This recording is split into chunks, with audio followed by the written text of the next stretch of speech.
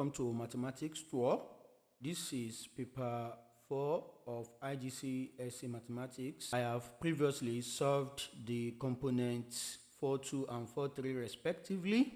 So if you are seeing this channel for the first time, please kindly subscribe to my channel by clicking on the subscribe button and hit the notification bell to receive notification anytime I upload a new video.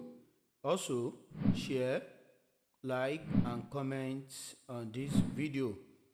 As you already know, I'm going to solve the whole 10 questions at once, and I'll go little by little for the slow learners to catch up with the solution. And in case you have any requests, you want me to make any video for you, you can always send a message to me through my personal email address. It is available on my YouTube channel, and you can as well leave a comment, and you can as well make your requests by sending a message on the comment section below this video. Also, the paper to this solution will be uploaded on the comment section as well as the description video, so you can check there to follow through the solution. Let's jump into the first question. An orchard has 1,250 trees.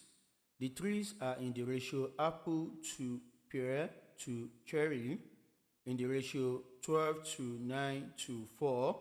Calculate the number of apple trees. The first thing we need to do is to get the total of this ratio. 12 add 9, that is 21. Then 21 add 4, that will be 25. So we can say the total ratio is equals to 25. Okay, then we can denote the ratios of the given fruit like this. So let A be apple. We can have apple, ratio P for pear, then ratio C for cherry. So the ratios are given as 12 to 9 to 4 respectively. So we'll put it here. Since there are 1,250 trees and they are selecting in this ratio, so we need to know the number of times they need to take. That is, how many lot of 25 can we see in 1,250? So we need to divide 1,250 by 25. So that gives 50. So that means there are 50 lots in 1,250 trees. So we multiply this by 50. You do the same thing to this by 50. Then you do the same thing to this by 50.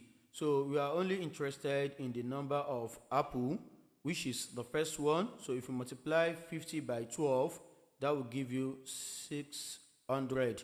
So that means there are 600 apple trees. So the Roman figure 2, last year the orchard, the mean mass of fruit produced was 64 kilograms per tree. Calculate the total mass of fruit produced last year. Give your answer in tons. Then 1 ton is equals to 1,000 kilograms. So what we need to do here is very simple. So we already know that the total mass of fruit produced by a tree, okay, that's last year, is 64 kilograms. So if a tree produces 64 kilograms and we have 1,250 trees, so that means the total produced by all the trees will be equals to 64 multiplied by 1,250, and this will give you 80,000 kilograms. But we are asked to leave our answer in tons. So, and we already know that 1 ton will be equals to 1,000 kilograms. So we need to find the equivalent of what? 80,000 kilograms. So that will be X. So directly you can get the answer here. It is simply 80 tons. Okay, but for for the case of the slow learners. So you need to cross multiply here. Then you have 1000 multiplied by x equals to 80,000 multiplied by 1. That will give you 80,000. So if you divide both sides by 1,000, okay, so this will cancel this. We are left with x here, and 3 zeros we cancel 3 zeros here. So we are left with 80, okay? But for extended students, you already know that this will give you 80 tons because 1 ton is 1,000 kilograms and we have 80,000 kilograms. That means we have 80 tons. So let's go to the next one. Last year, the mean mass of pears produced was 54 kilograms per tree. This was a decrease of 10% on the mean mass of pears produced per tree from the year before. So that is a year earlier. Calculate the mean mass of the pears produced by each pear tree the year before. The 54 kilogram given to us was a decrease of 10%. That means at 90% you have 54 kilograms. So we need to calculate the mean mass of pears produced by each pear tree the year before. So this 54 kilogram was for last year. So the year before will now be x, that is at 100%. So it will be at 100% and it will be x kilogram. So this is what you need to do. We need to cross multiply. Then if you multiply that, you have 90 by x to be equals to 54 by 100, and this will give you 90x to be equals to 5400. Then if you divide both sides by 90, then this cancel this, we have x left here. Then if you press your calculator, this will give you 60 kilograms. That's for core students. But for extended students, you know that the last zero cancel the last zero. You know that 9 here, 1, 9 goes in 54, that is 6 times, as 9 times 6 gives 54, so we are left with 0 here, that is 60. So you have 60 kilograms. That means 60 kilograms of pears were produced by each pear tree the year before. Okay, so let's go to the next question. That will be Roman figure 4. The orchard loses 1 out of 5 of its total number of trees in a storm. Calculate the number of trees that remain. So if 1 out of 5 is lost, that means we are left with 4 out of 5 of the total trees. So that means we have 4 out of 5 multiplied by 1,250. If you press your calculator, this will give you 1,000.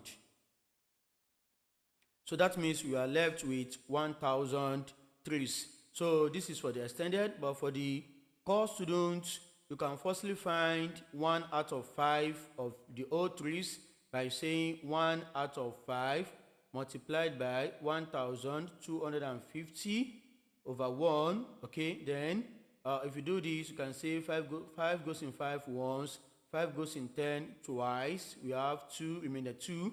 We put the remainder here, that is 2. 5 goes in 25, that is 5. 5 goes in 25, that is 5 times. There is no remainder. 5 goes in 0, 0 times. So 1 times 250 will be 250. So that means 250 trees were lost in the storm. Okay, so to now get the remainder, so you have to say 1,250 trees minus that. This is the total number of trees before the storm minus 250. So this is the 1/5 that was lost due to the storm. So the remainder will still be 1,000. So that is how to deal with this type of question. So let's go to the B part of this question. Paulo buys some pears from a market. Pears cost 54 cents, that is $0.54 each. or 0.51 euros each. Okay, so this is what we have. So Paulo pays in dollars for 12 pairs. Calculate the change he receives from $10. We already know the cost of a pair in dollars and euros. So what we need to do is to multiply 12 by 0.54 because this is in dollars. Okay, so this will give us $6.48. So this is what we have. To calculate the change he receives, then we have to subtract $6.48 from $10. So that will be this $10 subtract $6.48, and that will give us $3.52. Then the Roman figure of 2 of that question, the exchange rate is $1 to 0.826 euros. That is $1 to 0.826 euros. So calculate how much more Paulo pays for each pair when he pays in euros. Give your answer in dollars correct to the nearest cent. So for this question, we need to firstly understand the ratio between the dollar and the euro. So in dollar ratio euro will be written as this.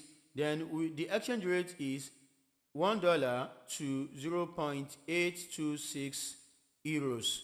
Now we need to find the new price in dollars for this. Okay, so we need to find the new price. So the euro is still 0.51 if you look up here. So the euro is still this 0.51. We need to find new amount for the dollar since the exchange rate has changed. So if this will give us 0.51, okay, so what will be the equivalent in dollars? So to get this, we need to multiply this by something, and the question is what was done to 0.826 to get 0.51. So for you to get it, you just divide 0.51 by 0.826. That is the shortcut to that. So this is what you do to this, and you need to do the same thing to the dollar side. That will be times 0.51 out of 0.826. If you do that, 826. So this will give us 0.6174. So approximately $0.62. Okay, so that is what we have now. So don't forget that the previous one, it was, so this is the new price. So you can say the new price, okay, in dollars will be 0.62. So the old price is $0.54. Okay, so if you subtract this from this now, that is, if you do 0.62 subtract 0.54, so that will give you 0.08. So that's what we're going to have here, 0.08. So the diagram shows a solid triangular prism ABCDEF of length 15 centimeters. AB is equals to 6.4 centimeters. EB is equals to 5.5 centimeters. And the volume of the prism is 145 centimeter cube. A, show that angle EBA is equals to 32 degrees, correct to the nearest degree. So from here, we need to make use of the formula for area of a triangle and find the corresponding angle, that is theta. But firstly, let's key in the given parameters here. AB is equals to 6.4 centimeters. You have 6.4 centimeters here. Then EB, that's this side, is 5.7 centimeters. Okay, so we need to find the angle EBA. So this is the angle. So we need to find, and we can name this theta. Already, you know the formula for area of a triangle when you have two given sides and an angle between them. So the area is equals to, so if I denote this, so this will be, let's name this will be E, that's side E, this will be side A, and this will be side B. So I have A and E given, so area will be equals to AE sine theta over 2, that will be the formula. So, but I need to find the area of this triangle first, okay, because we are told that the volume of the prism is what? 145 centimeter cube. So this prism, the volume of the prism is the area of one cross section, that is the cross section here is area of this triangle multiplied by the length. So let me write it here so that you can see. So the volume of the prism, so volume of the prism will be equals to the cross section area, which is area of triangle ABE. So that's the area of triangle ABE, so multiplied by the length, and the length of the prism is given as 15 centimeters. Okay, so that is the length, 15 centimeters. So that is what we have here. So automatically, if you key in the value of the volume now, okay, so let me leave that. So the volume is given as 145 to be equals to the area of the triangle, then times 15. So if you divide by 15, then that will give us the area of the triangle. So divide both sides by 15. So this will cancel this. So the answer here will be 9.6667 centimeters squared. So this is the area of triangle ABE. So we can now key in the values here. So the area has been found to be 9.6667 centimeters squared to be equals to the value of A is 5.7 centimeters as labeled here. So you have 5.7 centimeters multiplied by the value of E is 6.4 centimeters. So let's scroll down a little bit. So multiply by sine theta, everything out of 2. So if you cross multiply, so 9.6667 multiplied by 2, that will give you 19.3 to be equals to the product of these two will be 36.48, then sine theta. Then the next thing is to divide both sides by 36.48. So this will cancel this, then we are left with this. So if you divide 19.3 by 36.48, that will give you 0.5291 to be equals to sine theta. So next you take sine inverse of both sides. So that means theta will be equals to sine inverse of 0.5291. If you press your calculator, you get the value of theta to be 31.94, and this is approximately 32 degrees. So this has been shown as required in part A. So in part B, find the length of EA. So we need to draw the diagram ABE, that's the triangle again. So let's sketch it here. We have the triangle ABE in this order. So A should be here, B should be here, and E is here. So already we know that this is 6.4, this is 5.7, this is side B, which is unknown, and we know that this angle is approximately 32. If you like, you can put 31.94 or 32. Okay, then what you want to do, we want to find the length of EA. So to do this, it is easy when you make use of cosine rule. So this will be side E and this will be side A. So using cosine rule, I have b squared, that is the unknown side, to be equals to a squared plus e squared, then minus 2 into a into e, then cos b, that is the unknown, that is the given angle. Okay, so what you have here is referred to as cosine rule. So let's key in the values. So b squared will be equals to 5.7 squared, add 6.4 squared, subtract 2 into 5.7 into 6.4, then cos 32 degrees. Okay, so if you do that, the whole of this will give you b squared equals to, you can key in all these in your calculator at once, you don't need to waste your time. That will give you 11.5764. Then the next thing you need to do is to take square roots of both sides.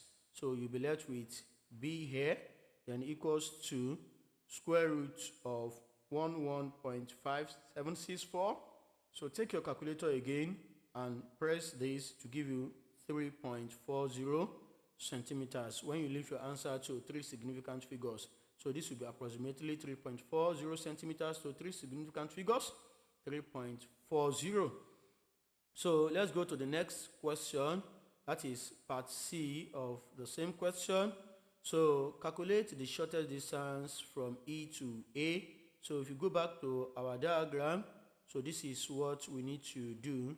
So we need to find this distance here. So it is very important for us to draw the triangle once again. So I will sketch it up here. So this will be the triangle. So I will label this A, B, and E. So already we know that this is 5.7 and this is the shortest distance we want to find. So of course this will be at a right angle. We already know that this angle is 32 degrees. So we need to find this unknown. You can label it X. So, and if you like, you can put M here. So that means we want to find side EM, which is denoted as X. So if you look at this, this is opposite over hypotenuse. So we'll say sine theta is equals to opposite over hypotenuse. Okay, in this case, sine theta is equals to 32 degrees equals to the opposite is the X, the unknown side, and then EB is the hypotenuse, and that is 5.7. So if you cross multiply, you have X to be equals to 5.7 times sine 32 degrees. You don't need to waste your time. You can punch your calculator and do this. You can leave your answer to 3 significant figures, and the value of X will be equals to 3.02 centimeters. So 3.02 centimeters. So let's go to the part D. Calculate the angle BF makes with the base ABCD of the prism. For convenience sake, we need to sketch the main diagram. Okay, so if you go to the initial diagram here, so we need to sketch this for convenience sake. So I'll go back to the page and here, so I'm going to sketch the diagram here for convenience sake. So this is the rough sketch of the diagram. So AB is 6.4 centimeters as given, AE is 3.40 as found, then BC is 15 centimeters as given. So we need to find the angle that line BF makes with the base ABCD. So the first thing we need to do is to draw a line like this from B to indicate BF. So, and you can see that BCFE is a rectangle. So the line BF is a diagonal to that rectangle, and this will be at right angle. So we can find the value of BF from this triangle, right angle triangle. So if I sketch it here, so we have something like this. So this will be angle E, and this will be B, and this will be F. So already we know that this EB has been found to be has been given as 5.7, and also we know that EF is 15 centimeters because it is the same length as BC. So this will be 15 centimeters. So using Pythagoras theorem, so we can say BF squared is equals to 5 points. So that will be, so let me correct this. This is 5.7. Okay, so BF squared will be 5.7 squared add 15 squared. So 5.7 squared will give you 32.49 add 225. That will be square of 15. So if you add these two together, you get 257.49. Then you can take square roots of both sides. So we'll be left with BF here, and the square root of 257.49 will be 16.0 centimeters. That's to 3 significant figures. So now that we know the length of BF, then you can draw a line like this from E to AB like this. That same line is equal to this when you draw another one from triangle CDF like this. If you draw it down, okay, so this is the connection with the, what's it called, the plane ABCD. So also this will also be a right angle here. So the BF has been found to be 16.0 centimeters, and the distance here, that is from E to the line AB, was found, the shortest distance from E to line AB was found to be this one here, 3.02 centimeters. So that means this place is 3.02 centimeters. So, and the required angle now will be this angle theta here. So this is the angle line BF makes with the plane ABCD. So we'll put it as theta. So now we can sketch this out to see the clear picture of it. So let's scroll down a little bit. So we have one straight line like this, that's the BF. Then we have the perpendicular distance here, so that is F, and we can put maybe M here, that will be M, okay, if you want. And this is the straight line on the plane ABCD. So this will be B, this will be F, and I just named this point M here. So the BF has been found to be 16.0. I'll simply put 16 here, and the FM is the shortest distance between E and the length AB that we found earlier, and that will be 3.02. okay, so this is the required angle. Okay, and it's easy now. So what connection? This is the right angle here. We have opposite over hypotenuse, so that will be sine theta to be equals to opposite. In this case, it is 3.02 over the hypotenuse, which is 16.0.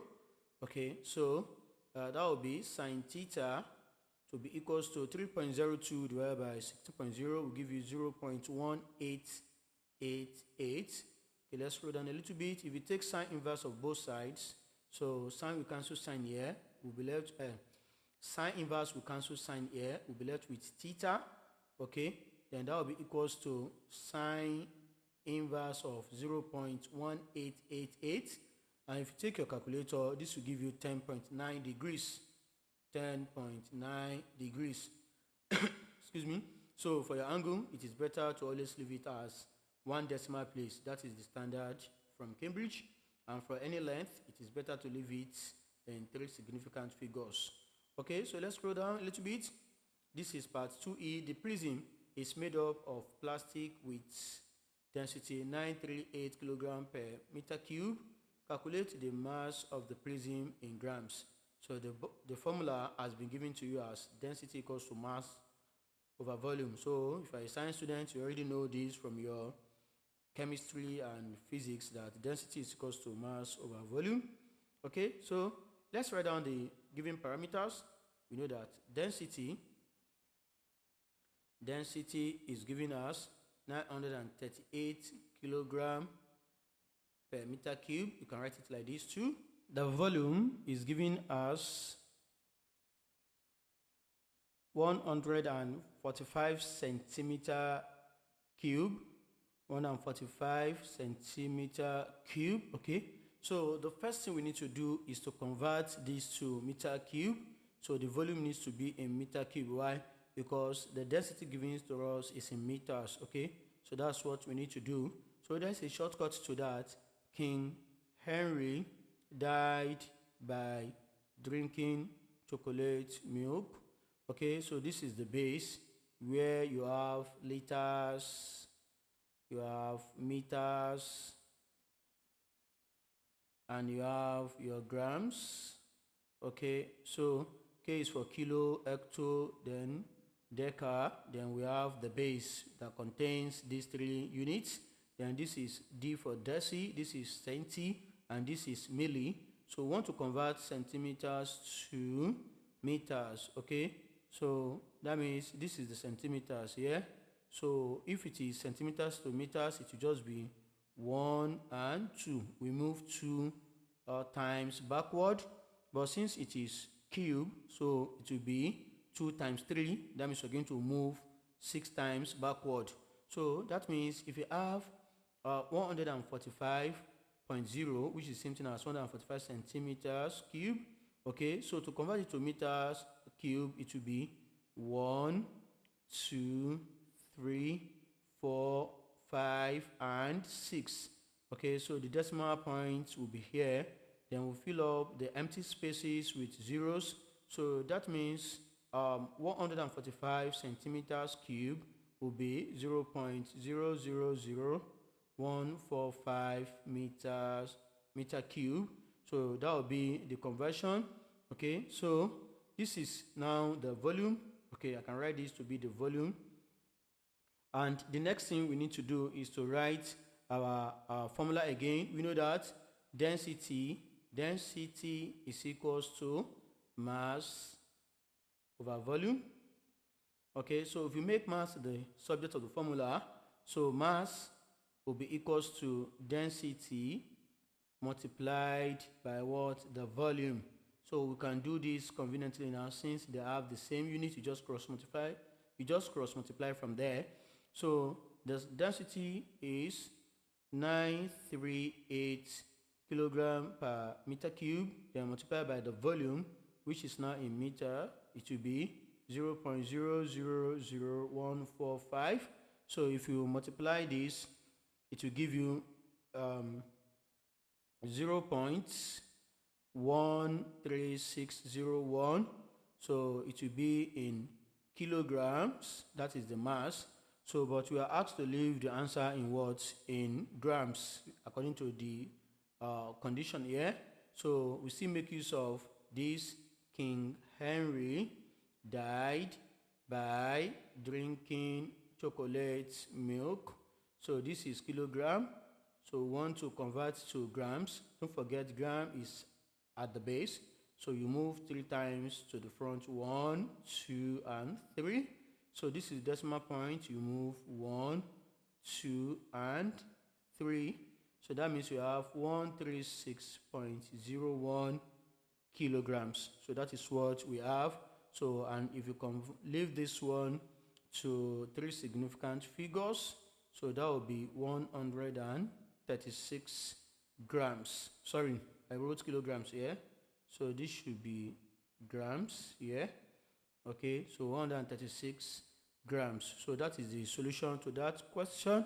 So we can now go to the next question. That will be question 3. So the table shows information about mass of each of 1000 eggs. So that means the total frequency should be 1000. Okay, so calculate an estimate of the mean. So to do that, you need to add some information to the table here. Okay, so let's redraw this. So we need to find what's it called? Okay, it's better I draw another table here so that it will be very easy for us to navigate. This is a table here, so I can easily put the average of the lower and the upper class limit here. So I'll call that average and I'll denote it by X. So, and here I already have the frequency. So this is the frequency and it remains F, and I have the product of F and X here respectively. So if you find the average of these, 40 add 50 and divide by 2, that will give you 45. So 50 add 56 divided by 2, that will give you 53. 56 add 64 divided by 2, that will give you 60. Then the last one will give you 67. Okay, then you have the frequency to be 126 here, 520 here, 154 and a 200. So if you find the product of F and X here, 45 multiplied by 126, so that will give you 5670 27560. Then you have 9240. Then you have 13400.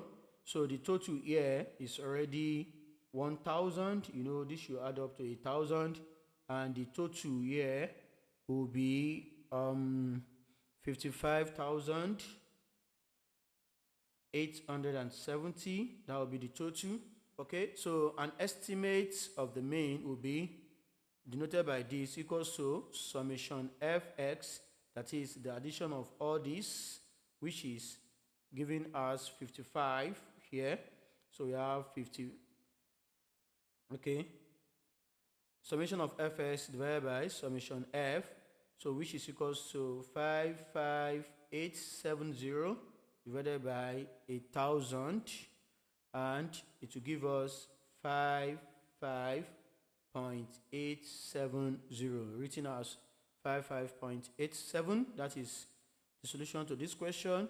So the B part of it, an egg is picked at random from the 1000 eggs. Find the probability that this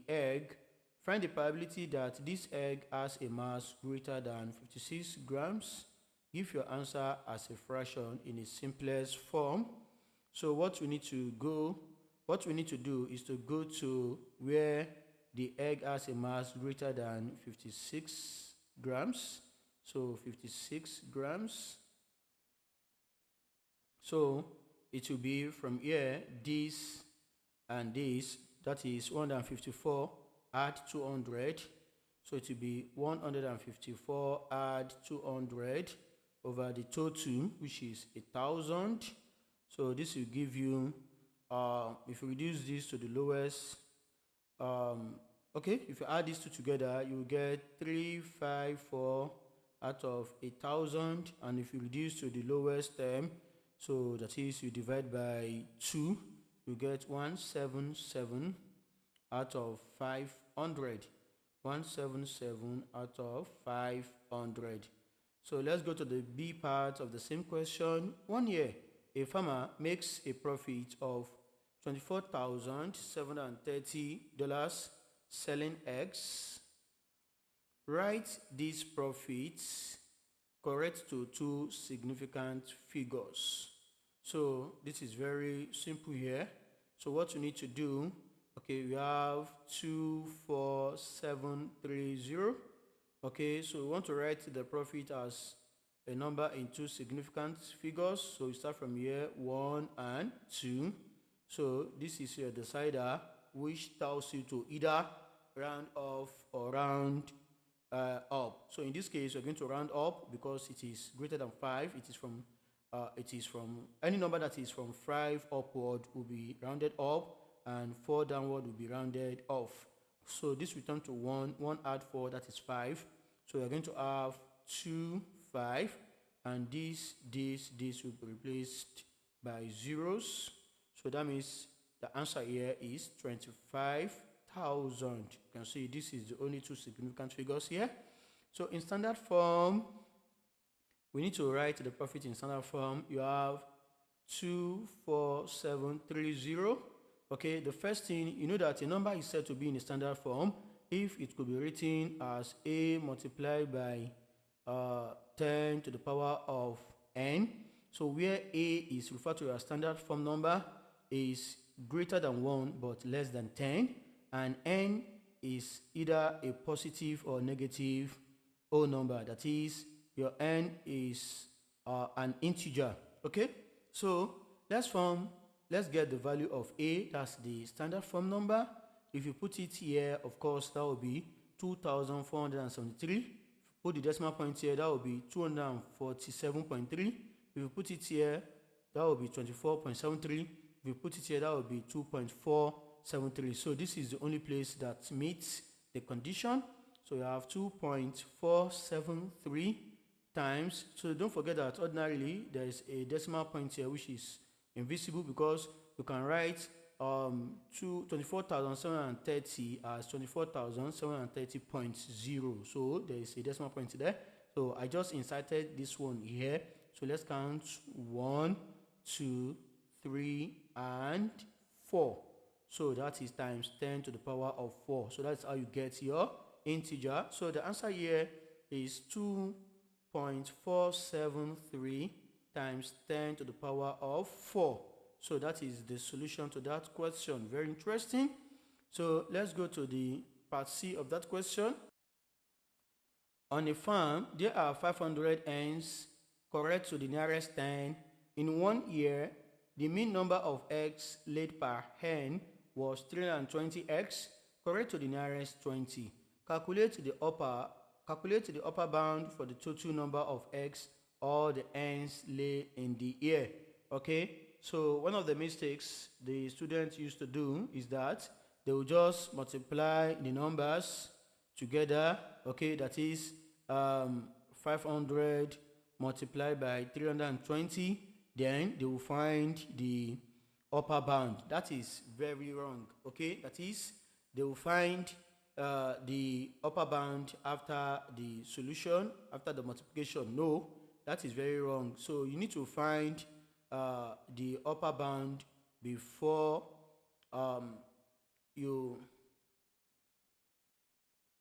So what you need to do is to get the upper and lower bound of 500, and you find the lower and the upper bound of 320 eggs according to their respective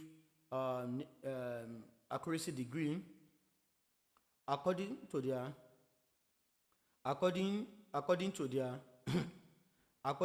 respective degree of accuracies. Okay, so that's what you need to do. So for the first one, that is for 500 eggs, that is 500 hens now. So I can find the lower and the upper bounds of the number of hens. That is, the lower bound will be here. This one will be the upper bound. So that is for the number of hens. So this one is for the hens.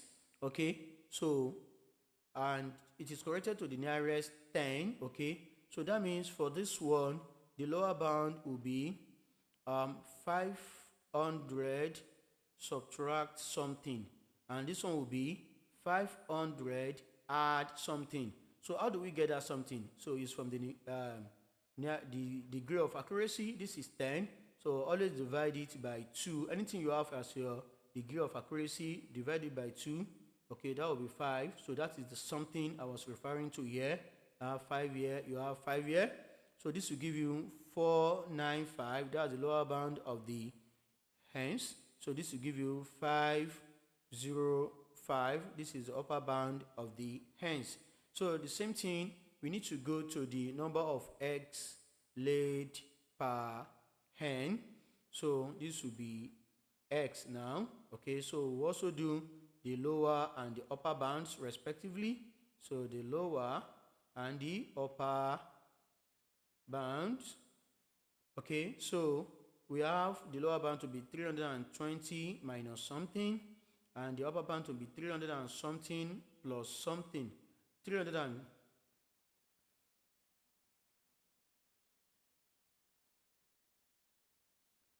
and we have the upper bound to be 320 add something.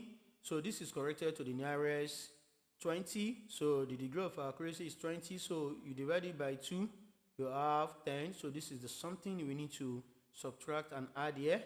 So minus 10, add 10. So this will give you 310, and this one will give you 330. So now, to calculate the upper bound for the total number of eggs all the hens lay in that year, so that will be the upper bound here, okay, that is the upper bound of the egg, that is 330, okay, multiplied by what? The upper bound you have here, that is 505, okay. The upper bound of the eggs multiplied by the upper bound of the hens, okay. So that was what we need to do, and that will give you 166650. So you have 166650. Okay, that is 166,650. So let's go to the C Roman figure 2. Another farm has 800 hens. Correct to the nearest 20. Calculate the lower bound for the difference between the number of hens on the two farms. Okay, so this is what we need to do. We still have the number of hens like this. You have the number of hens. So we have the lower and the upper bounds respectively. So we're going to have 800 subtract something, 800 add something. So the degree of accuracy here is 20 divided by 2, that is 10. So the something will be 10 and it will be 10 here. This will give you 790. This will give you 810. We need to calculate the lower bound for the difference between the number of hens on the two farms. Don't forget that earlier we found the lower and the upper bounds of the first farm to be this. This is the lower and this is the upper. Okay, so I think we got 495 and then 505. So this is for the first farm and this is for the second farm. So to get the lower bound for the difference now, it will be the lower bound, okay, the lower bound here, okay, the lower bound in this place, okay, minus the upper bound in this place. So that is what we need to do. So the lower bound here is 790 minus the upper bound here, which is 505, okay. So if you do this, you will get 285. So this is the end of question 3. So next we need to go to question 4. And in question 4, we are to calculate the area of triangle PQR. So here it is pretty simple. You know that the area equals to base times height over 2. And you already know that the base is 24 multiplied by the height 8 out of 2. So if you do this, you're going to get 96 centimeters squared. That is what you get. Or you can simply say that's the final answer. Or you say 2 here 1, 2 in 24, that is 12. 8 times 12, that is 96. Or you can punch your calculator straight away and do everything. Calculate angle PRQ. This is this angle. You can name it theta. That's opposite against adjacent, and that will be tan. So you can easily write tan theta to be equals to 8 out of 24 then theta to be equals to tan inverse of 8 out of 24. So if you punch your calculator, so theta will be equals to tan inverse of 0.3333, and theta will be equals to 18.4. 18.4, that's the value of your theta. So the next question is this. The diagram shows a half cylinder of radius 6 centimeters and length 11 centimeters. Calculate the volume of the half cylinder. So we know that the volume of a full cylinder is given as V is equals to base area, that is area of the circle, by r squared times height, that's by r squared h. So that's for a full cylinder. For half, we divide this by 2 and we key in the parameters. So we know that volume is equals to pi r squared h out of 2. Pi is 3.14 times the radius is 6 centimeters times the height 11 centimeters, everything over 2. So you can key in this into your calculator. So you get 621.72. Okay, and this can be approximated to 3 significant figures. That would be 622 centimeter cube. So you have 622 here. So the next question will be this. So ABCD is a rectangle with AB equals to 20 centimeters and BC is equals to 15 centimeters. So S, X, and T are points on the circle center O such that DSA and DTS are tangent to the circle. The radius of the circle is 4 centimeters and TX is a diameter of the circle. The shape DSXT is removed from the corner of the rectangle, leaving the shaded shape shown in the second diagram. Calculate the area of the shaded shape. So to do this, we need to firstly find the area of the square. So the first thing we need to do is to calculate the area of the rectangle ABCD, that's the area of the O shape. Okay, then we calculate the area of the square DST, DSOT, we calculate that, and next we calculate the area of the sector SXT. Okay, then we subtract the area of the square from the area of the rectangle. We also subtract the area of the sector SXT from the area of the rectangle, and that will be the area of the shaded portion. Okay, so let's start by calculating the area of the O shape, that's the area of the triangle. So the area, that's the area of the rectangle. So the area of the rectangle okay, let's shorten it. The area of ABCD. So let's calculate the area of rectangle ABCD. So it will be area of rectangle ABCD will be equal to length by breadth, that is 20 by 15, and this will give us 300 centimeters squared. So that will be the area of the O diagram. So the next thing we need to calculate the area of the square. So that will be 4 by 4. So area of rectangle DTOS, that's a rectangle, that's a square. So that will be 4 by 4. That will be 16 centimeters squared. Okay, and lastly, we need to calculate the area of the sector SXT like this. Okay, so let's scroll down a little bit. So the area of SXT will be equals to, that's the area of a sector, because that's a sector if you look at the diagram. So this, like this, like this, like this, and like this, and finally like this. So that's a sector. Okay, so we need to find, the formula is theta over 360 times pi r squared. Okay, so we need to find the theta. The full angle there is, okay, let me erase this. So we already know that this is angle 90 degrees.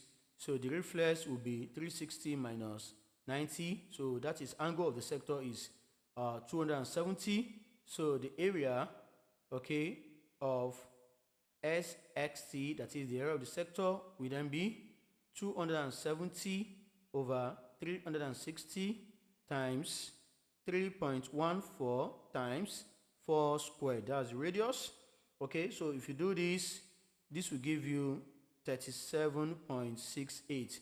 So the area of the shaded shape now, can write area of the shaded shape, so it will be equals to area of everything, that's the rectangle, that will be 300, subtract area of the square DTOS, that will be 16, subtract area of the sector SXT, that will be 37.68. So if you do this, you get 246.32, to three significant figures, 246. Then the Roman figure 2, calculate the perimeter of the shape. So to calculate the perimeter of the shape, if you go back to the shape, so we need this side, that is TC, okay? And how can we get that? We know that DT is 4, okay? And DC is 20. So that means 20 take away 4, that will be TC. We have 16 here. And this place is 15. So this place is 20. So we need to find SA. We already know that DS is a side of a square, that is 4. So we need to do 15 subtract 4, that will be 11. This place is 11. And finally, we need to find the length of this arc SXT. So we need to find the arc. So these are the 5 things we need to add together: this, and the length of the arc. So let's scroll down and find the length of the arc. So length of the arc, XXT, if I'm correct with the labeling, let me see. Okay, that's correct. So it will be theta over 360 times 2 pi r. So if you key in the values, it will be 270 out of 360 times 2 times 3.14 times 4. So if you do this, that will give us 18.84. So that will be the length of the arc, 18.84. So we need to add the 5 things together to get the perimeter of the shape. So the perimeter will be 16 add 15 add 20 add 11 add 18.84, and everything we add to 80.84. Okay, and to 3 significant figures we have 80.8 centimeters. That will be the perimeter. It's a very interesting one. So the next question is question 5. So let's scroll down here. There are 160 people in a village. The cumulative frequency diagram shows information about their ages. What you have here. So the first question is this. Let's scroll down a little bit. Find an estimate for the median. Okay, so the median will be the median class will be 160 over 2. So that will be the median, and that is what? That is the 80th. Okay, so the median is at the 80th class, so it will be here. I need to trace it here and get the value here. So if you look at it very well, if you trace 80 to the curve here, it will meet it here, this particular point, and if you trace it down here, it will be here. Okay, that is pretty easy to locate. So the median age will be the middle there. Middle of 20 and 30, that will be 25. So next, we have to calculate the lower quartile. Okay, that is Q1. The lower quartile is 1n over 4. So that will be 1 times 160 over 4. It will give you the position of the lower quartile, and this will give you 40. That's the 40th value. So if you trace the 40th class, if you trace it to the graph, it will be somewhere around here. Okay, it is somewhere around there. And if you trace it down a little bit, it is somewhere around here. Okay, it's a little bit more than 75. It is a little bit more than 17. So that will be 17.5. It's super easy to trace. That is why I'm not drawing the lines. The C part will be the number of people who are 50 or more years of age. So that means 50 or more. So we need to trace the 50 years from here. We need to trace it up to the curve. Let's scroll up a little bit. So it will be this point here. And if we trace it here, it is 148. It is here, 148 here. Okay, so we need from here to this 148. So that will be 160 subtract 148. That will be 12. So we have 12 people there. So that will be 12 here. Then the 65th percentile. The 65th percentile. Okay, the 65th percentile, it will be 65 times n, which is 160 over 100. That's percentile. So if you do this, that will give you the 104th position. So if you scroll up here, so the 104th, it will be here. So the 104th, it will be 2 lines above this 100, 1 and 2 here. So it will be here. Okay, that's 104. So you need to trace it to the curve.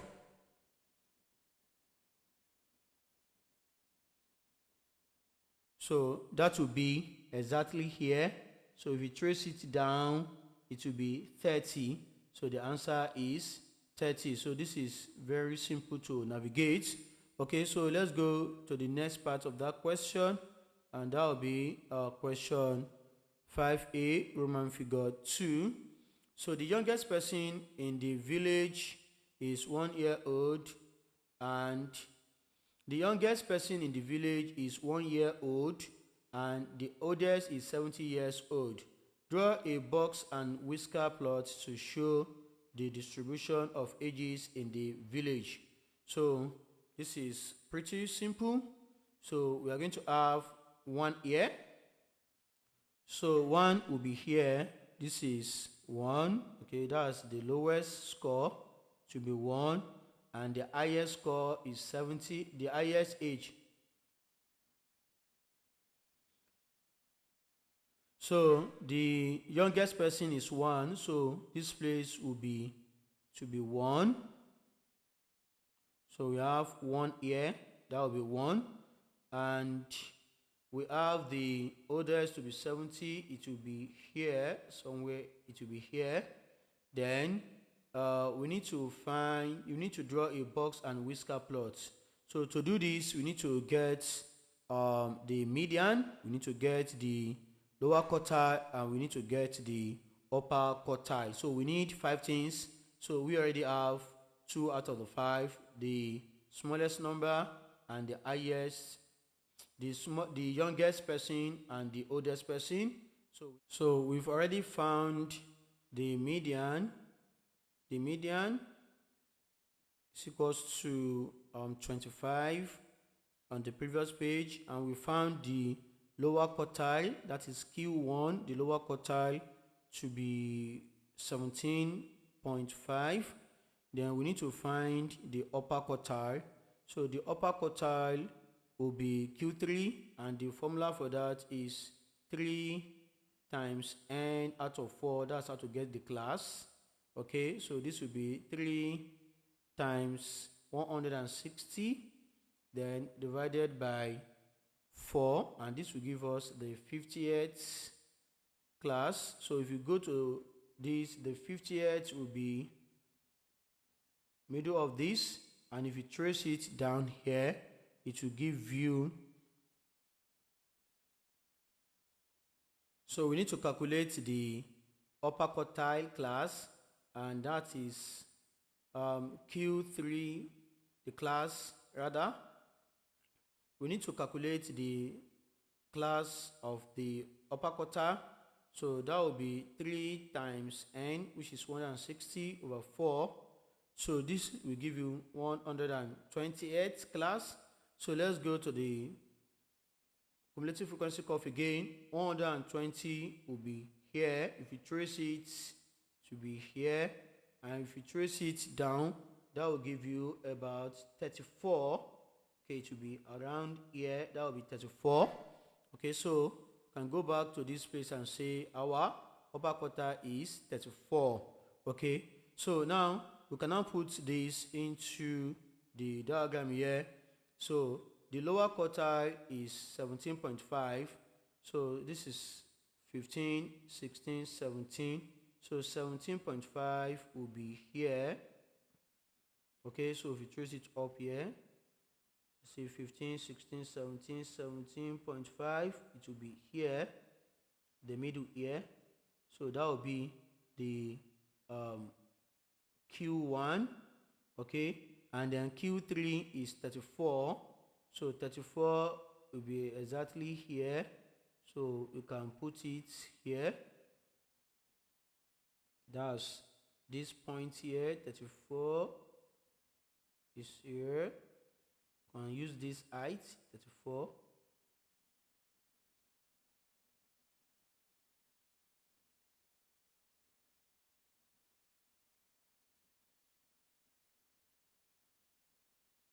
So this will be Q3.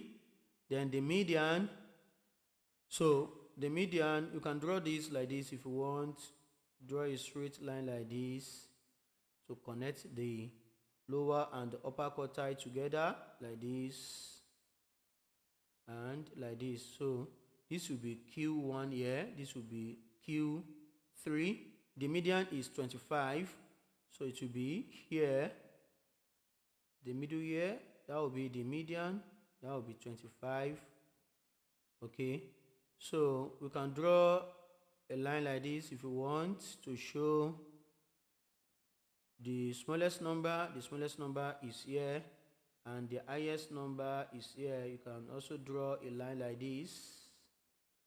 Okay, so from here you can get the difference between the Q1 and Q3. That will be the interquartile range, that is here like this.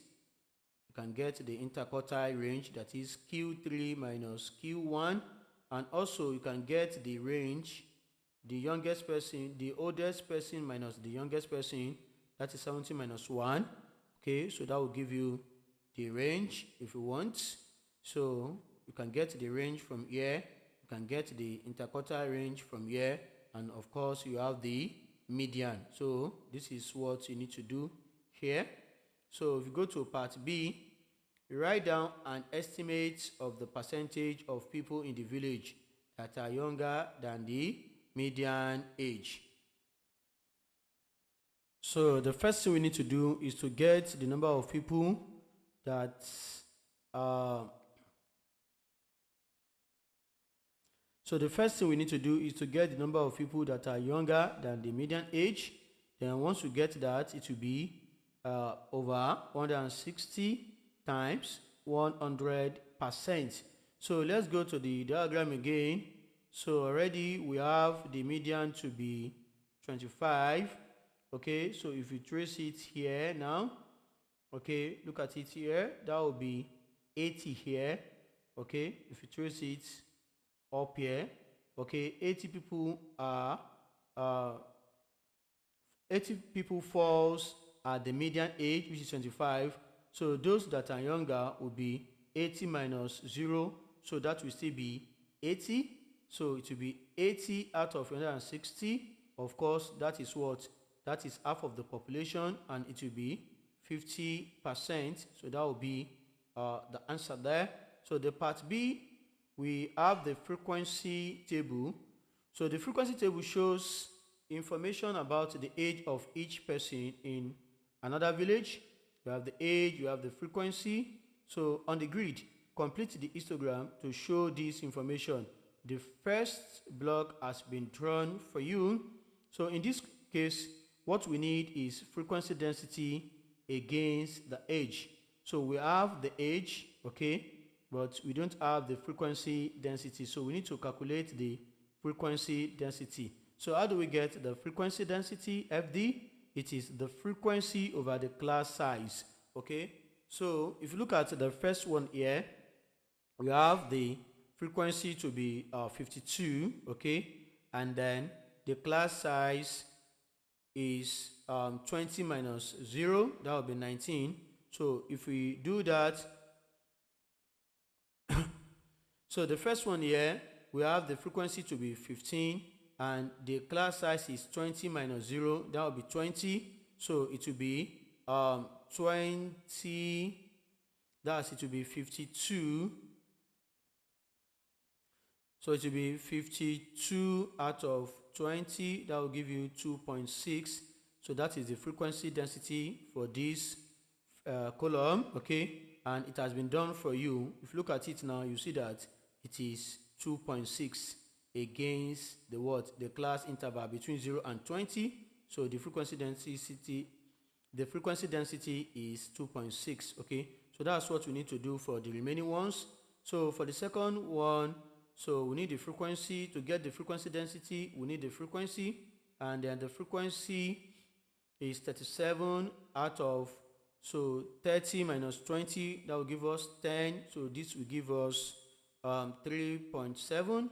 So for this one, we have 24. That's the frequency out of the class, which is 20. So this will give you 1.2. And this one, you have 60 out of the frequency, the class size, that will be 30, 80 minus 50, and that will give you 2. So we need to go to this now. For the next one, we have the frequency density to be 3.7, okay, and it will be 20, between 20 and 30. So it will be 20 and 30 here. So we go to 3.7. So this is 3, 3.5, 3.6, and then 7 to be here. Okay, so we need to join it. Okay, so I will just join everything straight away and I will show you the results. So this is the output when you trace the values of the frequency density and the corresponding age. So this is what you have for the remaining 3 classes. So the next question is question 6. Question 6a. In the square ABCD, A has coordinates -2, 1, and B has coordinates 1, 5. C has coordinates A, B, where A and B are both positive integers. Find the coordinates of C and the coordinates of D. You may use the grid to help you. So let's firstly plot the given points on the grid. We have point A to be -2 against 1, so it will be here. So I can say A with coordinates -2 and 1. Then for B, I have 1 against 5, it will be here. So I can say B with coordinates 1 and 5. So if you look at the distance between, you can count the X and the Y distance.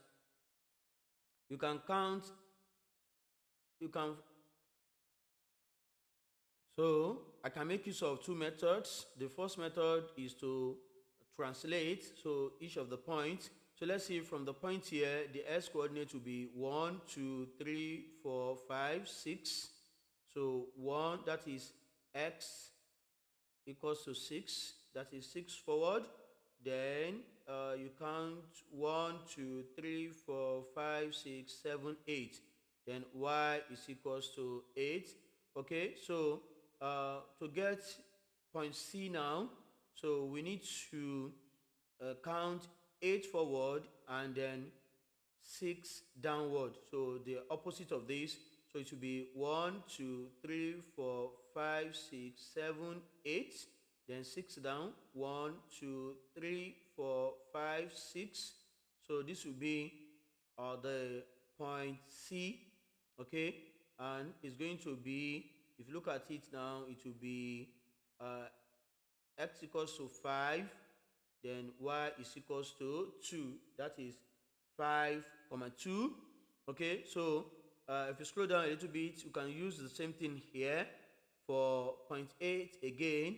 So we need to take, let's count 8 downward now. 1 2 3 4 5 6 7 8. So let's do the same thing from 0.8 again. Let's do the same thing to 0.8 again. So let's count 8. Let's do the same thing to point A. So let's count 8 again. 1 2 3 4 5 6 7 8. Then let's count 6 downward. So that will be 1 2 3 4 5 6. So it will be here. So this will be point D. So, and the coordinate here is that x is equals to 2, then y is equals to minus 2. Okay, so you can join the vertices together to get your square. So this is one method, and you can see that the coordinate of C meets the criteria given here. A and B are both positive integers. So you can see that the coordinates of C are both positive integers. So another method is to find the gradient of line AB.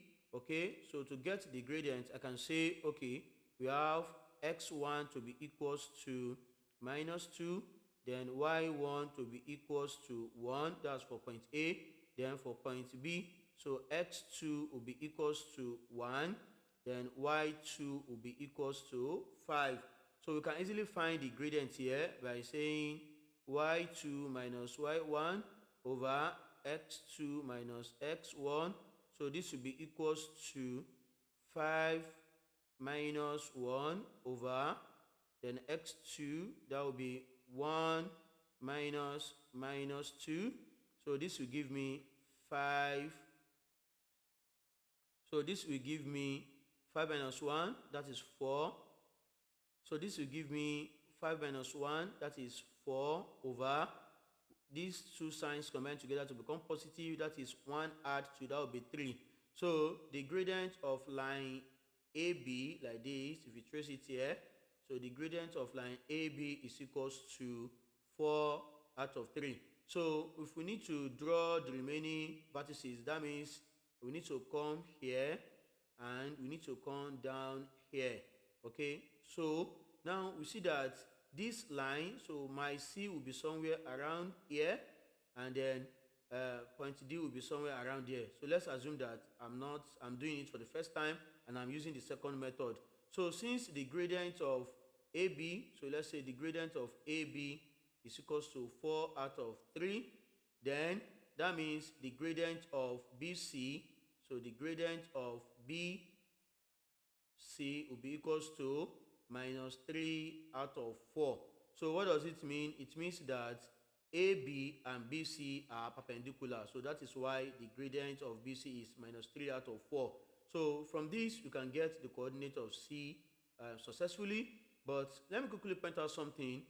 When the gradient is 4 over 3 for AB, the implication is that you rise 4 times. You rise 4 times, this for the y, and you run 3 times. That is for the x. Okay, so this is for the x, and this is for the y. Okay, so if you look at minus 2, that is x value from point A. So if you add 3 to it, you get 1.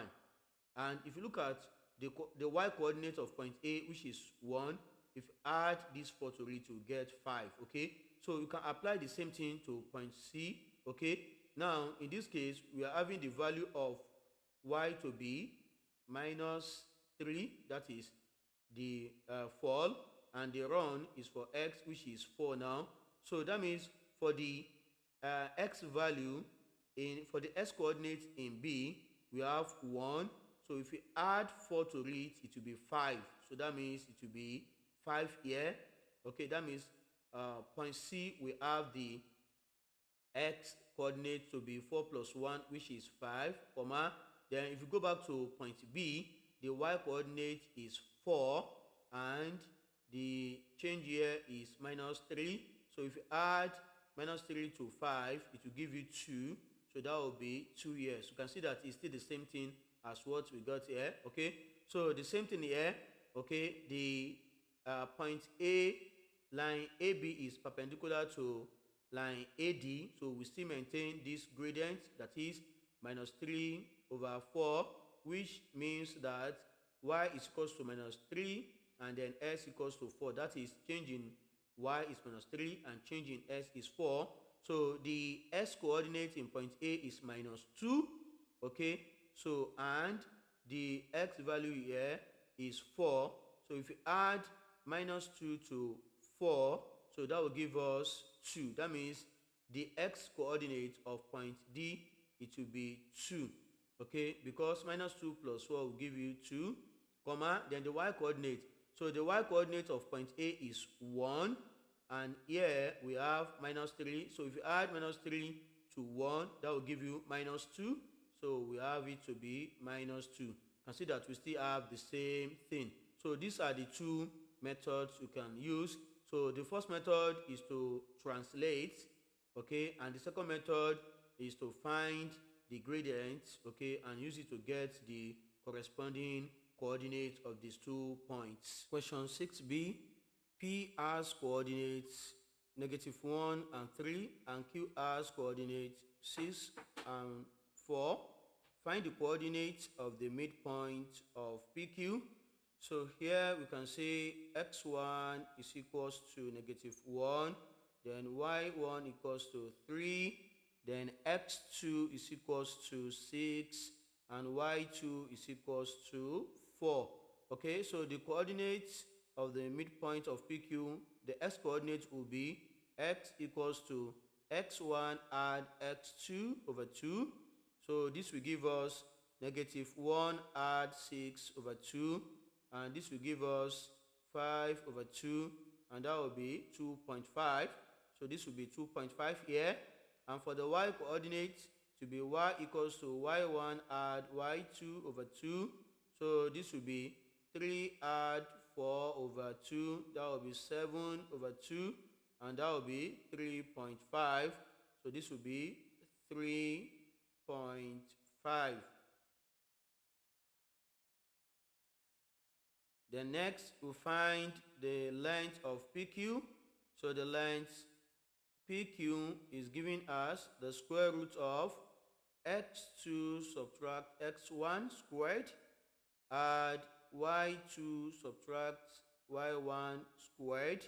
Okay, so that will give us 6 subtract 1 squared, then add 4 minus 3 squared. So everything under this radical.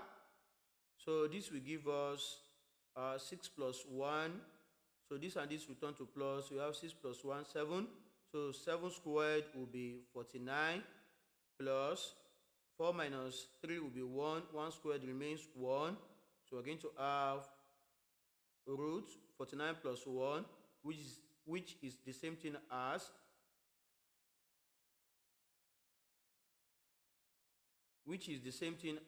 root 50. And if you punch your calculator, you'll get 7.07 to 3 significant figures.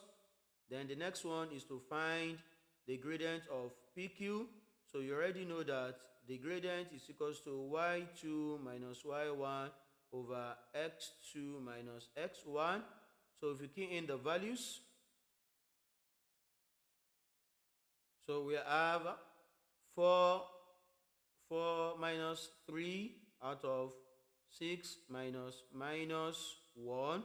So this will give us 1 over 7, as these two signs combine together to become positive. So we have 1 out of 7.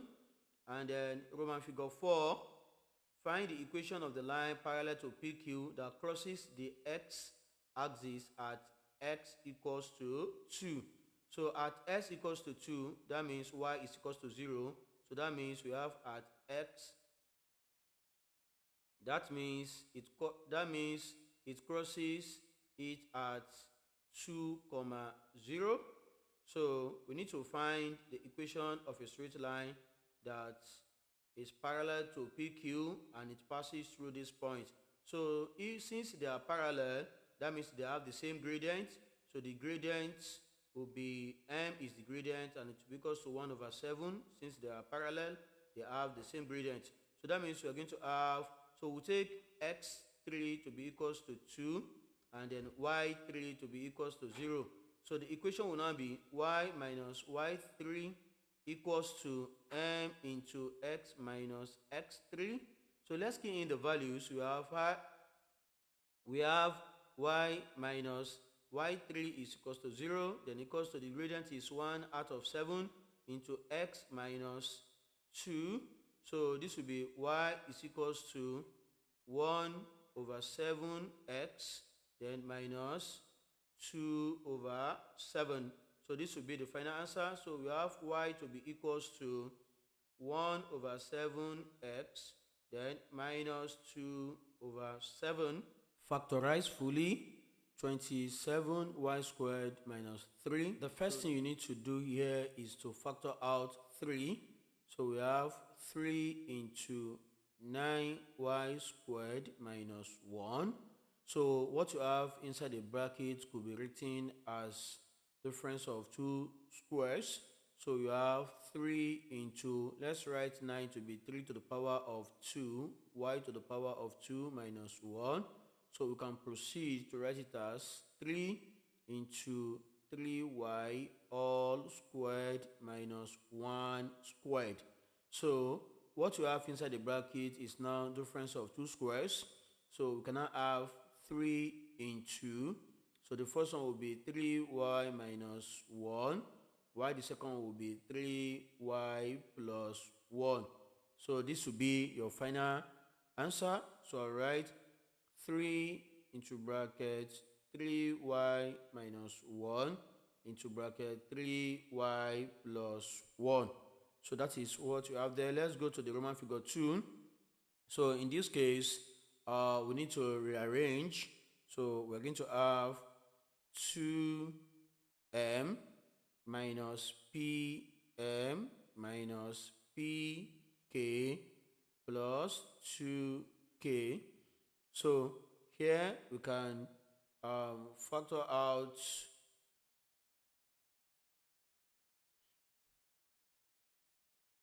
so here we are going to factor out m. So we'll be left with 2 minus p. So it is better we rearrange this one so that 2k will come first. That is, we're going to have 2m minus pm then plus 2k minus pk, so that we're going to have 2 minus p in the two expressions. So let's factor out m here. So we'll be left with 2 minus p, then plus, so let's factor out k. So we'll be left with 2 minus p. So we can have m plus k into 2 minus p as our solution. So we have 2 minus p. So we have m plus k into 2 minus p as our answer. Then let's go to part B. So here we are asked to solve this equation. To do this, it is better you linearize. So how do you linearize? So you linearize by multiplying the LCM. We linearize by multiplying each of the terms by the LCM. So in this case, the LCM will be x plus 1 into x minus 1. So we're going to have x minus 1 over x plus 1. So multiplied by the LCM, which should be x plus 1 into x minus 1. Then minus the next one, 6 out of x minus 1. Then multiply by the LCM, x plus 1 into x minus 1. Then it's equals to the last one, 1 into x plus 1 into x minus 1. Of course, x plus 1, we cancel x plus 1 here. We are left with x minus 1 into x minus 1. So here, x minus 1, we cancel x minus 1. We are left with minus 6 into x plus 1. And finally, here, we're going to have x plus 1 into x minus 1. So, if you open this bracket, this will give you x squared minus x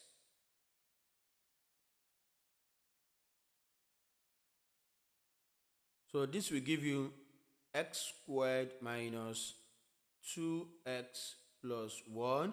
And if you open this bracket, we're going to have minus 6x minus 6 equals to, of course, this will be the result of difference of two squares. That is when you have x squared minus 1 squared. So that is when you have x plus 1 and x minus 1. So that means this is equal to x squared minus 1 squared. So this is the result of difference of two squares. That is x squared minus 1 squared. Okay, so from here, what we need to do is to collect like terms. So we are going to have x squared. Then let's bring this x squared to the left hand side. It will be negative x squared. Then we have minus 2x minus 6x. Okay, so to be equals to, so let's leave the constant by the right hand side. So minus 1 squared will be 1. Then we need to transfer plus 1 to the other side. It becomes minus 1. Then minus 6 goes to the right hand side. It becomes plus 6. So this will cancel this. Then 1 minus 1 will be, if we expand this bracket, that is this and this, if we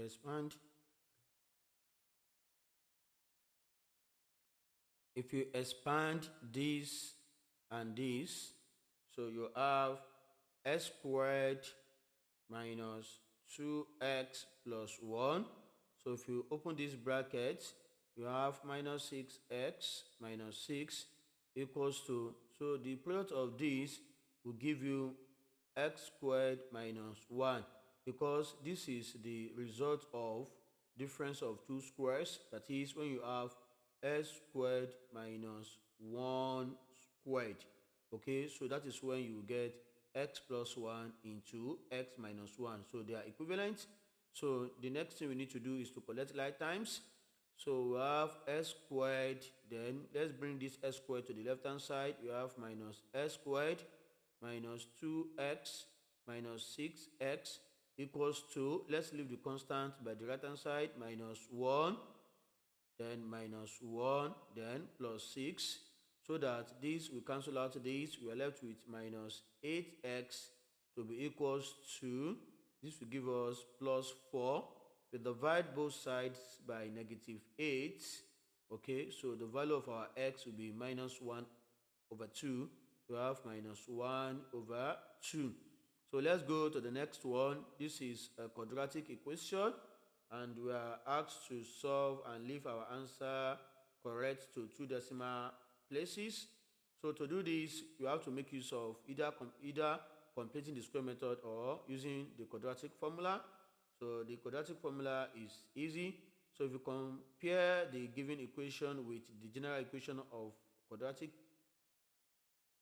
so if you compare the given equation with the standard equation of quadratic equation, so you see that we have ax squared plus bx plus c equals to 0. So that implies that A is equals to 4, then B is equals to negative 3, and C is equals to negative 2.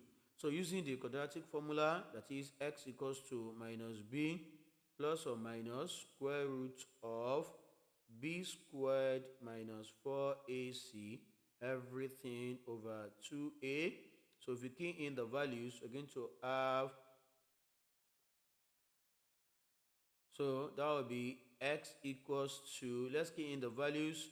So this will be minus 3, then plus or minus, then square root of minus 3 squared, then minus 4 into 4 into negative 2, then everything over 2 into 4. Okay, so if you continue like that, you see that we're going to have x to be equals to 3 plus or minus square root of, if you simplify everything under the radical, so that will be 41.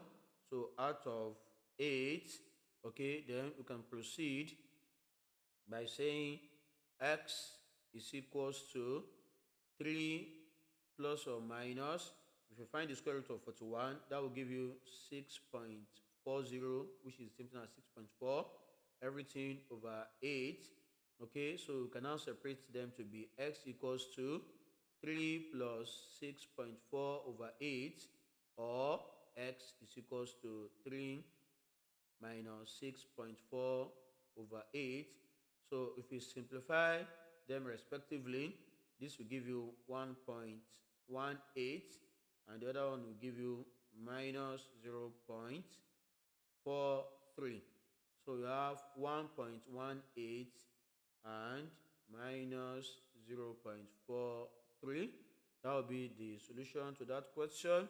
So let's go to the next question, that is part D. So we are to make K the subject of the formula. So anytime you have equation in form of fractions, so it is better to always linearize. Okay, this one is something like over 1 over 1. So the LCM will be m. So I'll multiply each of the terms by m. So that means I'm going to have k over m into m, then equals to 4 into m, then plus kp into m. This is how you linearize. So m will cancel out m. I'm left with k equals to 4m plus kpm. Since I want k to be the subject of the formula, so I need to bring k here so that I can factor out k. So this will be k subtract kpm to be equals to 4m. Then I can factor out k to be equals to k into 1 minus pm equals to 4m. So I cannot divide both sides by 1 minus pm. Here 1 minus pm, so that this will cancel this. Then I'm left with k equals to 4m over 1 minus pm. So I'll have 4m over 1 minus pm. So that will be the solution to that question. So the next question will be question 8. So a tailor makes X dresses and Y shirts in 1 week. In 1 week, he makes at least 4 dresses. He makes no more than 7 shirts. He makes less than 14 dresses and shirts altogether. The number of shirts he makes is more than 2/3 of the number of dresses. So one of the inequalities that shows this information is x greater than or equals to 4. Write down the other 3 inequalities in x and or y. Okay, so s is greater than or equals to 4 is from this statement, from the first one. So we know that x is for dresses and y is for shirts. Okay, so let's go to the second statement. He makes no more than 7 shirts. So that will be y is less than or equals to 7. Y is for shirts. So I'll have y is less than or equals to 7 here. From the third statement, it makes less than 14 dresses and shirts all together. So that means x add y is less than 14. So less than that, so that will be the second one. We have x add y less than 14. Then the last statement, the number of shirts he makes is more than 2/3 of the number of dresses. So that's the number of shirts, that is y, is more than, greater than 2/3 of the number of dresses, that is 2/3 of x. So that will be y is greater than 2/3 of x. Then let's go to the B part. Here on the grid, draw 4 straight lines and shade the unwanted regions to show these inequalities. Label the region R that satisfies the 4 inequalities. So we have 4 inequalities. Okay, let me just bring them closer here. The first one is x is greater than or equals to 4. The second one is y is less than or equals to 7. The third one is x add y is less than 14. And the fourth one is y greater than 2/3 of x. So we are to represent this on the grid by using straight line. But remember, when you have greater than or equals to and less than or equals to, you make use of a thick line. And when you have greater than or less than, you make use of a dashed line. So that is very important for you to take note. So the first one is x is greater than or equals to 4. So the first thing we need to do is to draw x is equals to 4. So if you come here, x equals to 4, we trace this up here. So this is x equals to 4, and we need to have x is greater than or equals to 4.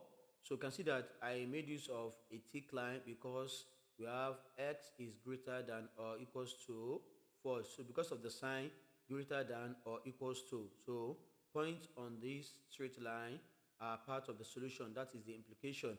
Okay, so the wanted side will be this, to be this side here.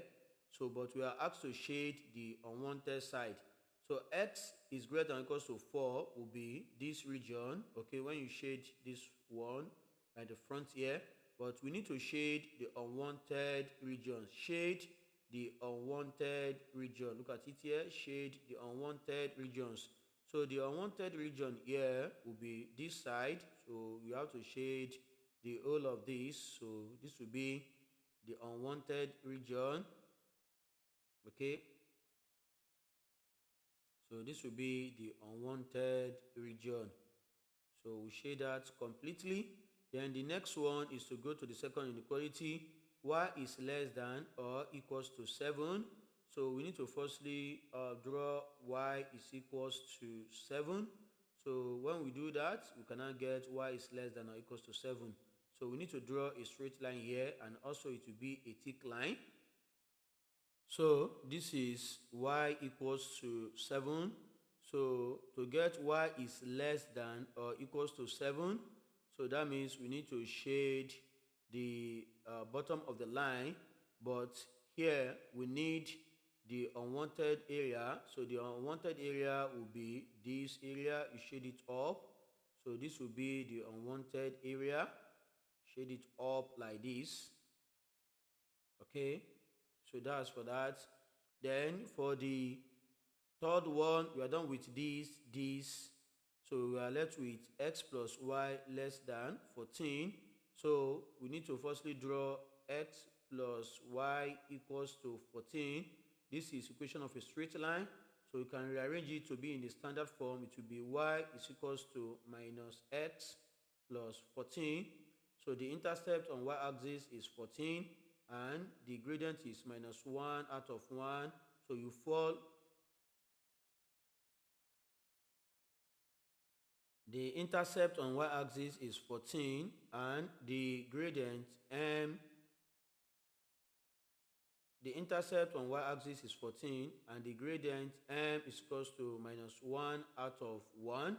Okay, so that means you fall once and you move forward once. So this is fall over run. So a point will be here on this 14, this 1 point here. If you fall once and run once, you have another 1 here. So the same thing, another 1 here, another 1 here, another 1 here, another 1 here. You have another point here, another point here, another point here, another point here, another point here, another point here, another point here, another point here, and the last point here. Okay, so now what we need to do, because this is less than, we need to draw, make use of a dash line. So this line is, so this broken line is x plus y equals to 14, and we need to get x plus y less than 14, so it will be the bottom of the line. So that is the wanted region, but we need to shade the unwanted region. So we are going to shade the whole of this. We shade this is the unwanted region. So less than means below the line and greater than means above the line. So we shade the unwanted region like this. Okay, so we are done with this one as well. So the last one is y is greater than 2/3 of x. So we need to firstly draw y is equals to 2/3 of x. So this one means that the intercept on y-axis is 0. So that means you can write this as y equals to 2/3 of x plus 0. So that means the intercept on y-axis is 0. So the straight line will not touch y-axis. So it means it passes through the origin. And that means from the origin, the gradient is 2 out of 3. That means you rise twice and you run forward 3 times. That is rise over run. Okay, so from the origin here, let's rise 2 times. 1, 2, then you run 3 times. You have a point here. So let's rise 2 times again. You have 4 here, then we go to 6 here. So the next one will be 2 here, that is 6, then 9. We come here. So we shade this again.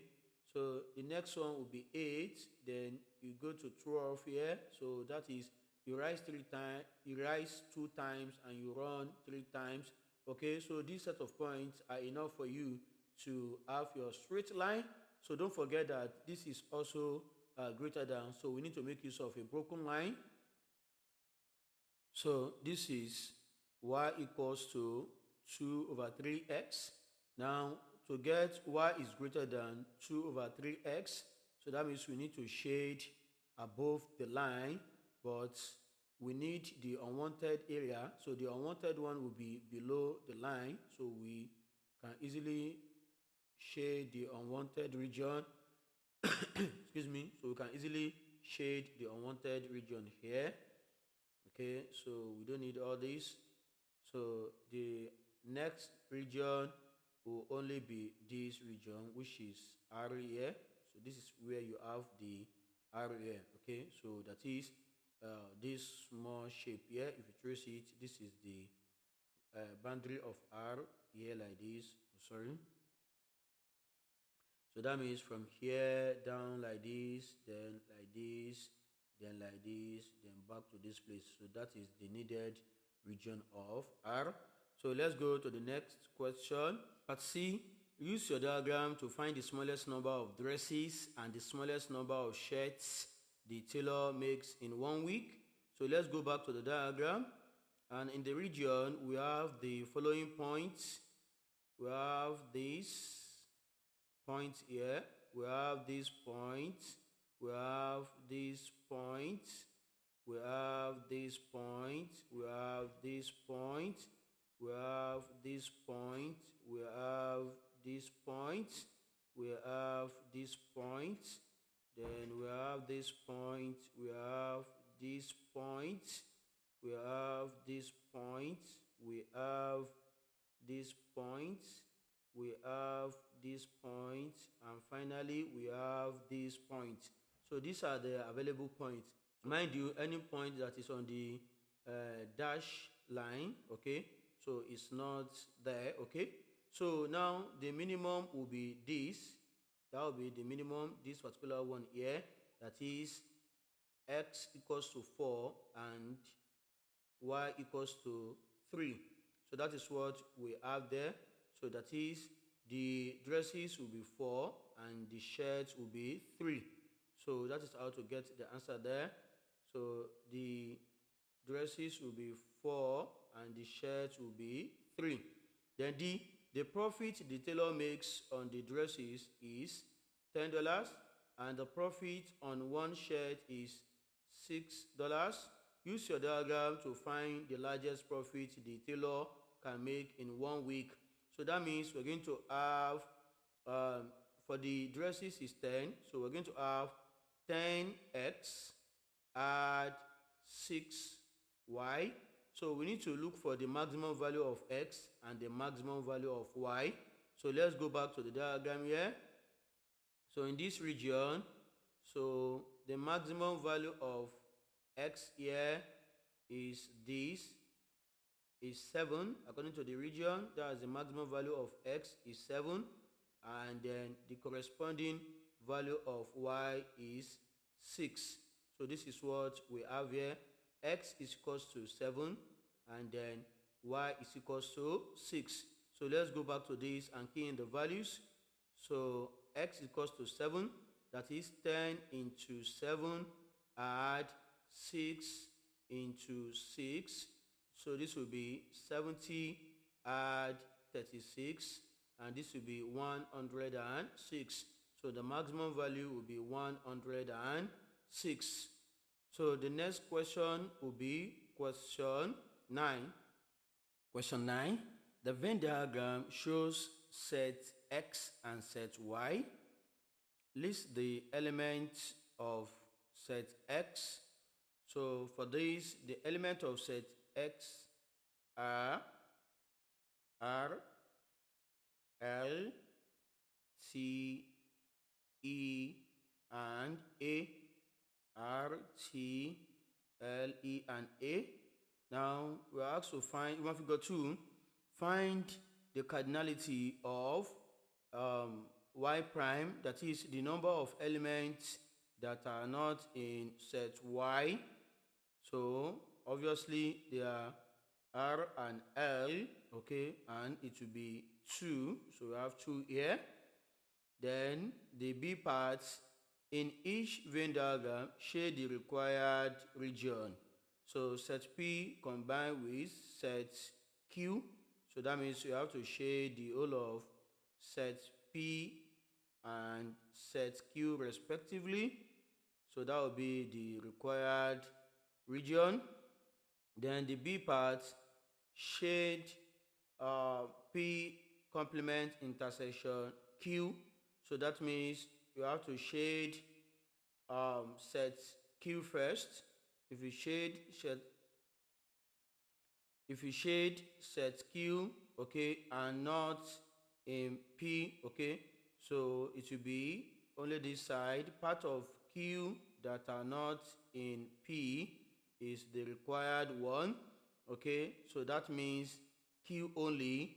So if you want to understand this more, you can go to my channel. You see a series of videos on Venn diagram. So I have about 10 worked examples on this, how you can shade perfectly, okay. So that is the required region. So let's go to the next question. So that will be part C. So we have the universal sets less than 13. So that is the universal set is equals to 1, 2, 3, and so on and so forth until you get to 12.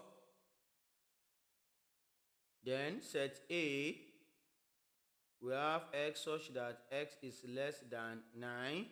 So in this case, you have 1, 2, 3, then up to 8.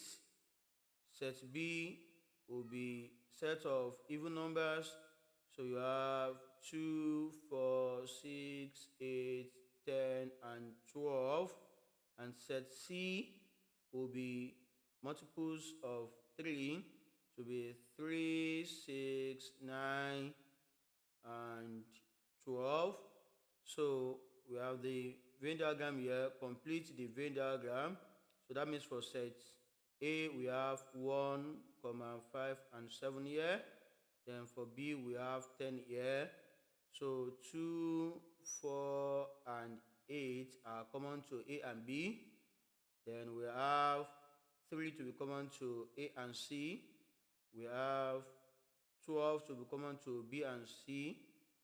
Then we have 6 to be common to the 3 sets. So we have 9 here, and 11 does not belong to any of the sets. So 11 will be there. So this is what we have here. So complete the Venn diagram. We have done that. Find the number of elements in B intersection C union A complement. So already, so that is the cardinality we need to get. So in B and C, we have this and this. Okay, that is B and C. B and C is from here, okay, like this up to this place. So we have two elements in B and C. Then we need to combine it with elements that are not in A. So let's see elements that are not in A. So we have this, it's not in A. We have this, it's not in A. We have this, it's not in A. 1, 2, 3, 4, 5. So that means the cardinality is 5. We put 5 here. Then the next question is question 10, which is the last one. So here we are given f of x to be equals to this, g of x to be equals to this, and h of x is equals to this. So we are asked to find f of minus 3. So since f of x is given as x minus 4, then f of minus 3 will be equals to negative 3, negative 4. That will be negative 7. Then we need to find g inverse of x. So we know that g inverse of x is equals to 2x plus 5. So let g of x will be equals to y. So it will be y equals to 2x plus 5. So let's make x the subject of the formula. You have y minus 5 equals to 2x. Then we need to divide both sides by 2. So that means y minus 5 over 2 is equals to x. And finally, you need to replace x with replace y with x and x with g of x. So that means you have x minus 5 over 2, and this will be g inverse of x. So finally, you need to replace y with x and x with g inverse of x. So that means we have x minus 5 over 2 to be equals to g inverse of x. So our answer here is x minus 5 over 2. That is what we have there. So Roman figure 3, you need to scroll down. We need to find f of x times g of x times f of x. So f of x is given as x minus 4. Then g of x is 2x plus 5. Then f of x is x minus 4. So we need to open this bracket. If you do this, you will get 2x squared plus 5x minus 8x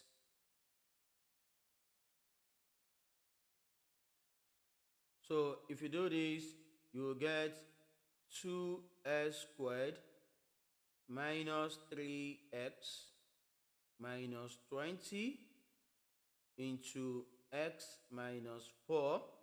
So we need to expand this bracket again. So that will give us 2s cubed plus 5x squared minus 32x minus 80, then plus 12x plus 80.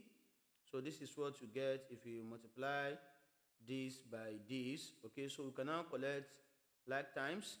So let's divide this into 2. So we have 2s cubed. So then we have 5.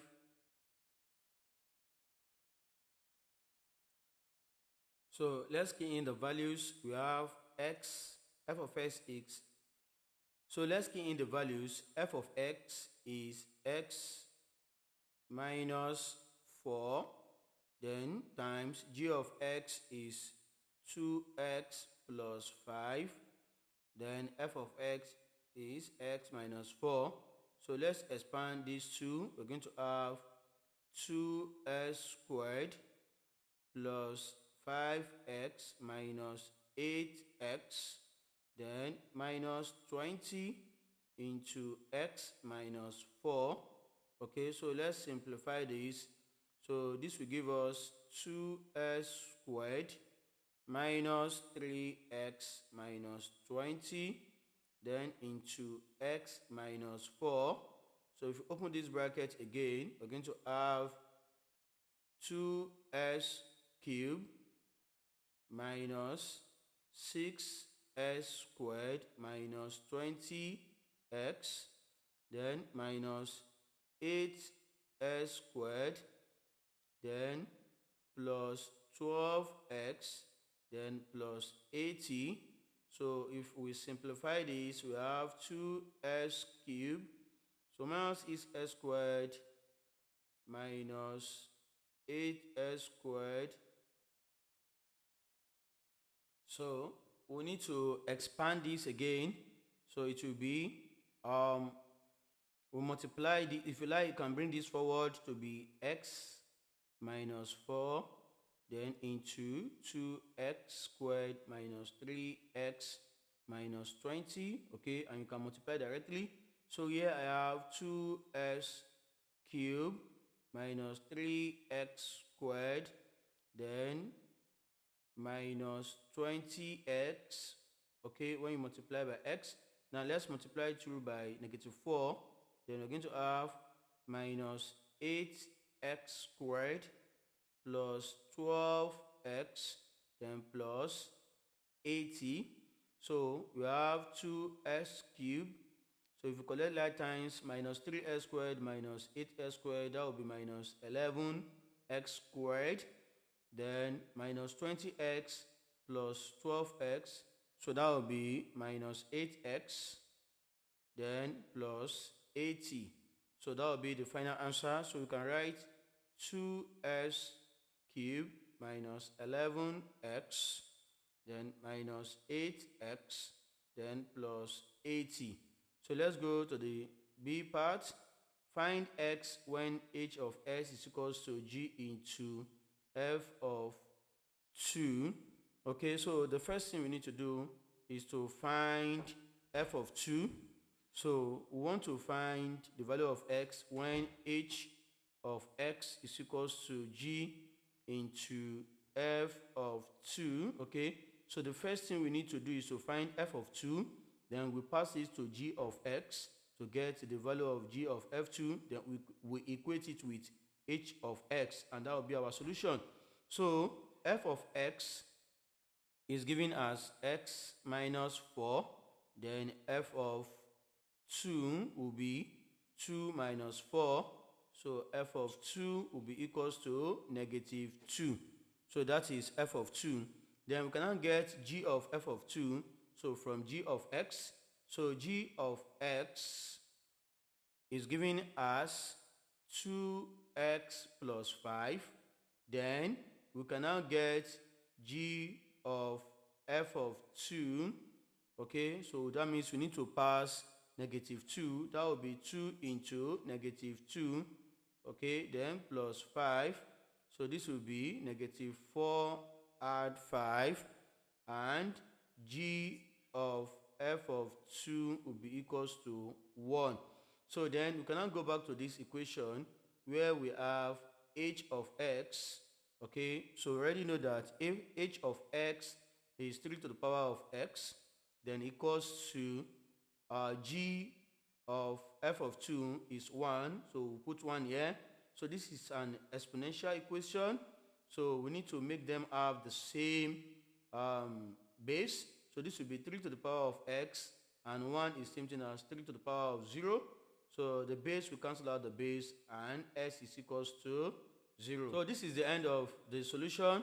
So if you are seeing this channel for the first time, please kindly subscribe to my channel by clicking on the subscribe button, and you can also share, like, and comment to this video. So this is the last series of the component 4. That is, I have done component 4, 3, 4, 2, and this is 4, 1. So watch out for 3, 1, and 3, 3, as I have already done 3, 2. Thank you.